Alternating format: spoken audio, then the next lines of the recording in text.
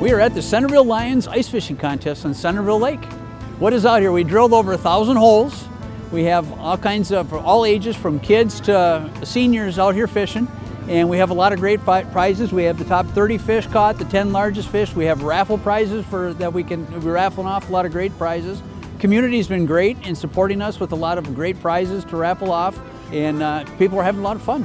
With that, we raise money to help. Kind of our big items are kids' sight, diabetes, and then we also do canines, helping with canines and stuff like that. Then we also help with during the holidays with families that maybe need some help with food to make sure they have a good holidays. Well, I think Minnesota, especially when we have a nice day like today, and it's been cold last couple days, so they like to get out and enjoy the sun, and it's great for family. And you see a lot of grandpas with grandkids, you see dads and moms with their kids, and so it's kind of a good family event.